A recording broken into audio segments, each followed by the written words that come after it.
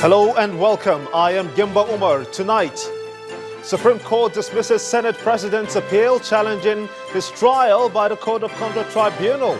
Senator Saraki says he's disappointed at the apex court. President Muhammad Buhari confirms 2.2 trillion naira saved since the introduction of the Treasury single account. And medical doctors in Imo State protest state government's hospital concession plan. Threatens to shut down all health facilities if the plan is not discarded. An Islamist militants group Al-Shabaab takes control of key Somali port city of Marka after African Union forces pull out. And on business news tonight, Asset Management Company of Nigeria dissolves board of aero contractors to protect brand, appoints manager to run affairs of the airline. On sports news, the Confederation of African Football endorsed Sheikh Salman as preferred candidate for FIFA president.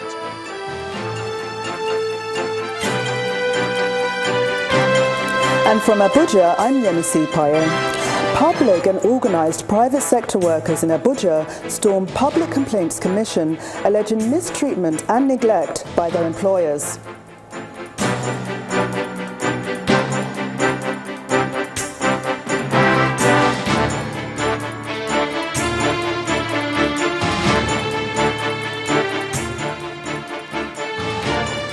We begin tonight with the Supreme Court's dismissal of an appeal by the Senate President, Dr. Bukola Saraki, challenging the validity of his trial on charges of assets declaration preferred against him at the Code of Conduct Tribunal, the CCT.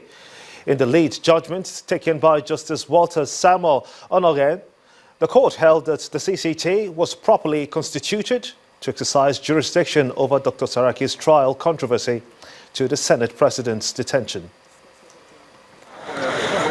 The coast is now clear for the Code of Conduct Tribunal to commence the trial of the Senate President, Senator Bukola Saraki, as the Supreme Court dismissed his appeal against an earlier judgment of the Court of Appeal. The Court of Appeal, in a split decision, had ruled in October 2015 that the tribunal was right to try Senator Saraki on a 13-count charge of alleged false declaration of assets. Delivering the lead judgment, Justice Samuel Onorie resolved all the 6 issues raised against the appeal court judgment by Senator Saraki in favor of the prosecution. Commenting on the verdict of the court, lawyer to Senator Saraki says his client is a law-abiding citizen. There's no doubt the judgment has interpreted so many parts of the Constitution, and controversy surrounding some of the provisions of the Constitution by this judgment have been laid to rest. And there's no doubt about that. This is a final court of our land. Whatever this court says is the final. Is your client ready to submit himself for trial? Well, it's a law-abiding personality. The prosecutor, who applauds the verdict of the court, announced plans to commence trial at the Code of Conduct Tribunal once he gets a new date. The Supreme Court has demonstrated today that the law is the king and not persons. So it shows that the Supreme Courts are dependable, reliable, and can be trusted.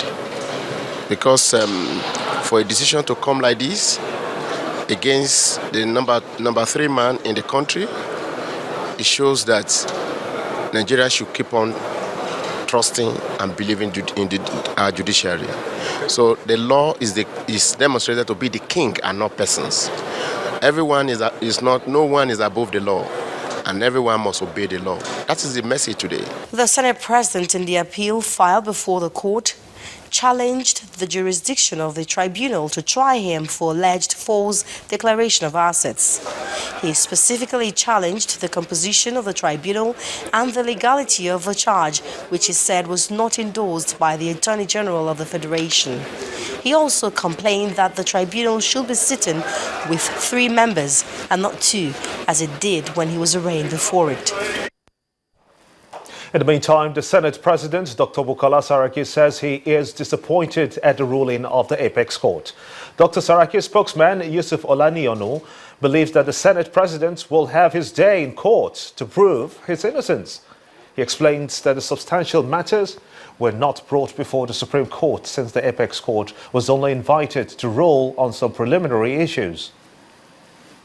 The Senate President, after being briefed by his lawyers on the outcome of the Supreme Court ruling on his appeal, expresses disappointment at the outcome of the appeal.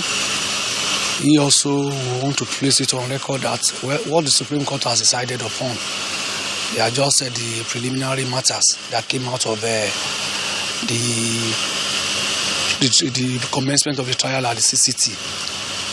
It's now that we are going into the substantive matter. The substantive matter, we are not placed there before the facts of the substantive matter, we are not placed before the Supreme Court. Then again, he's also of the opinion that he will have his day in court, and the trial will provide him the opportunity to prove his innocence of all the charges preferred against him.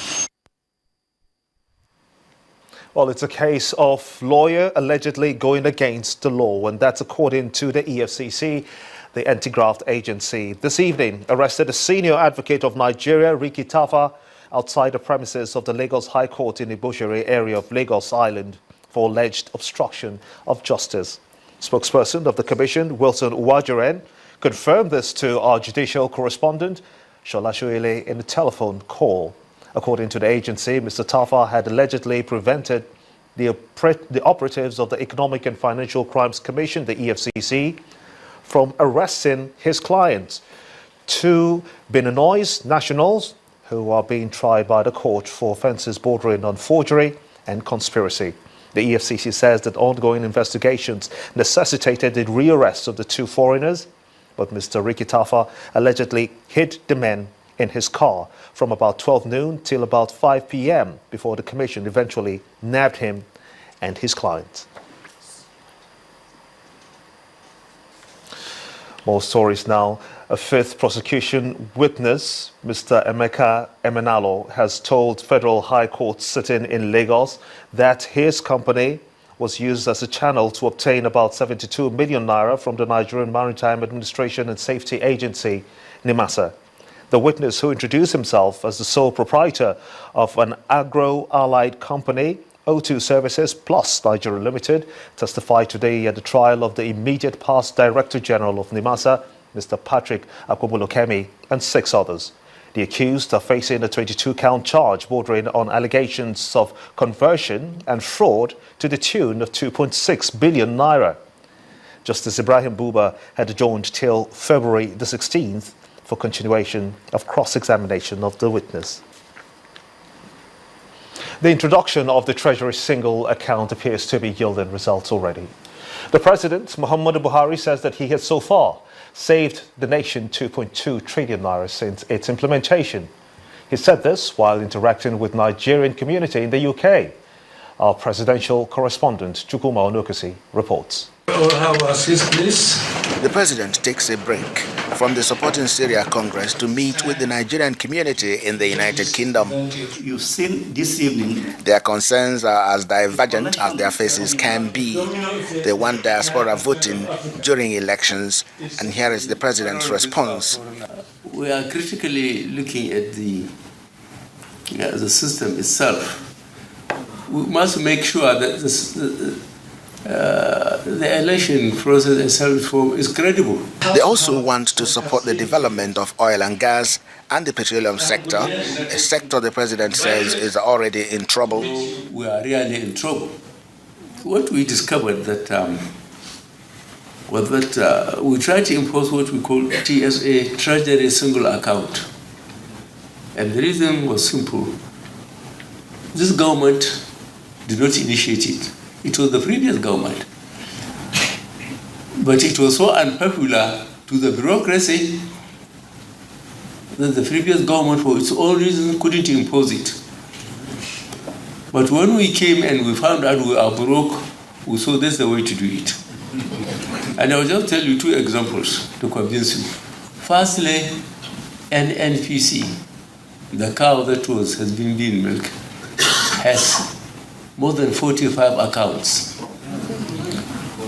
Ministry of Defense and the military that's Army, Navy, Air Force, has more than 70 accounts. Tell me which accountant general can trace this every year. So we enforced TSA. We said there must be TSA. And let me tell you, by the end of December, coming to January this year, last month, we mop up more than 2.2 trillion naira, which we had been used through the bureaucracy system to raise vouchers and sign checks so that they don't lapse into, they don't go into the next budget. The president reveals what happens at the Bureau of the Change in Nigeria and renews his vow to fight corruption, unemployment, and insecurity. We found out, when I say we, I mean the present federal government, found out that some of the directors in the central bank own the Bureau de Changes. So when the foreign exchange comes, they take it and give government the change. So we stopped the central government giving bureaus the change. Fellow countrymen, I have given the tip of the iceberg of the problem we inherited. And we are getting so hard because we have no other way of running the country unless we make everybody accountable.